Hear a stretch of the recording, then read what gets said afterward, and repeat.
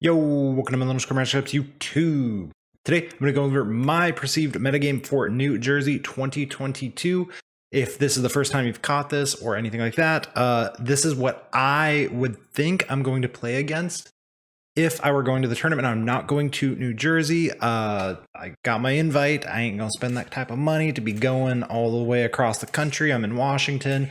But good luck to everyone who is. I'm following the meta because I am going to Vancouver, which is the next week. So I am getting mentally prepared for all of this stuff. So I want to share with you the way I think of what is going to happen, what I'm going to play against, etc. Because I think this is one of the best ways to go about it. Now, of course, there is variance. What I think I would be playing against on day one doesn't mean it's what you're actually going to hit. If there are 9 Whimsicott V-Stars in the tournament, it is technically possible for you to hit 9 Whimsicott V-Stars, even though almost no one's playing it. This is what I would assume and what I would be prepared for in the order I would be prepared to play against them.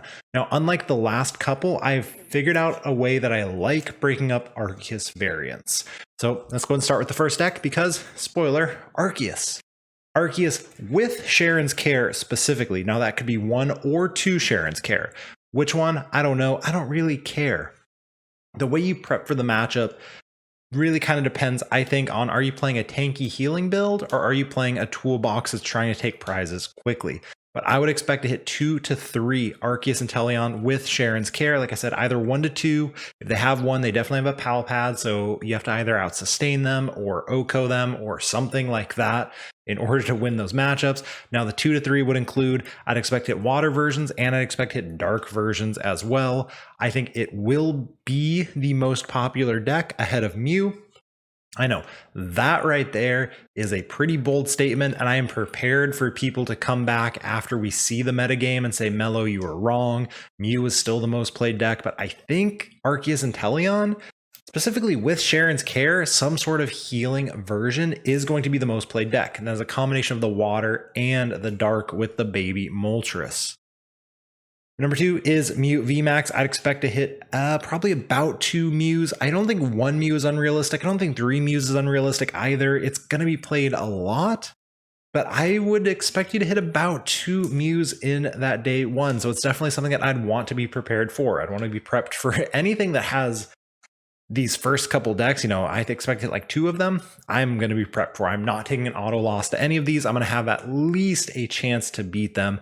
Mew is still incredibly good. The lists are pretty obvious at this point. I would expect them to continue to play the basic psychic energies.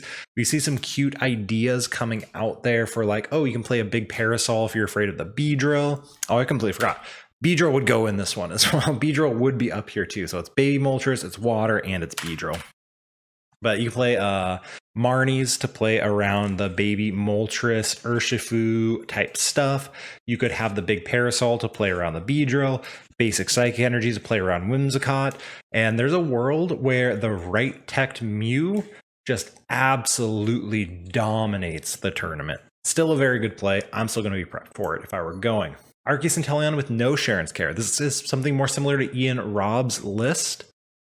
I think, despite winning, people aren't going to play Ian's list. If you saw me stream the other day, and I'm going to do a VOD review of my games too, because I think there's a lot to learn from them. But if you saw me playing it, the deck is very difficult to play.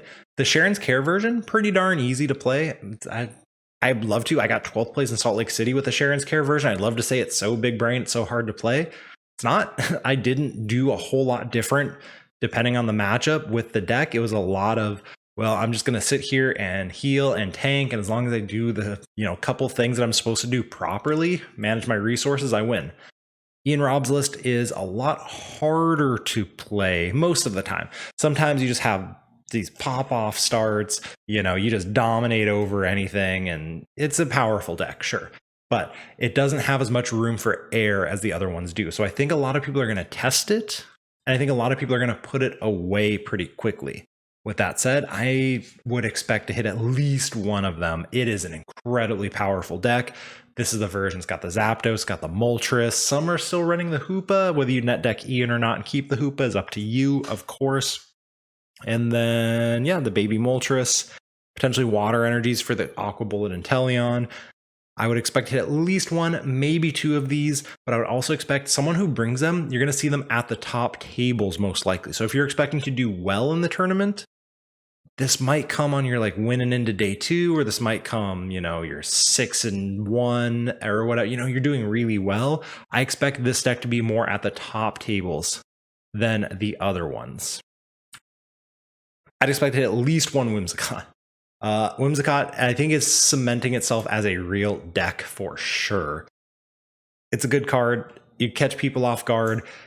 Some people, even though they know how to play against it, still lose because Hammers and Trick Wind and Path are all the RNG stuff, so there's only so much you can do, and of course some people still don't know what to do against it. You should test against Whimsicott, whatever it is you're playing, and know the matchup, maybe have a tech for it, more basic energies or an Ordinary Rod and Arceus decks, basic energy and Mew. Be prepped for Whimsicott. It's a real deck. If you're thinking about playing Whimsicott, I can't tell you no. I wouldn't play Whimsicott, that is for sure, but it's a good deck. Arceus Bibarel is the next one. I expect at least one, maybe two. If you watched the video we had last week with Kevin Krieger talking about the Arceus Corviknight Crobat VMAX deck, something like that. I think it is a very powerful deck. I think that there is a world where Arceus Bibarel decks are, I don't know if better is the right word, but on par with the Inteleon versions. So I'd expect to hit at least one. I'd expect to hit way more Inteleon than Bibarels. But if you hit two Arceus Bibarel decks, don't be shocked. The Bibarel decks are much more aggressive and streamlined than the Inteleon versions.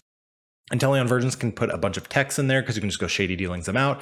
The Bibarel version's just like, I'm just gonna boss, and then I'm gonna boss again, and I'm gonna draw cards with incisors and hope for the best, and I'm gonna Crobat, and all this other stuff. So much more aggressive build, I would say, less combo reliant as well, but very powerful, and I'd expect to hit at least one of them.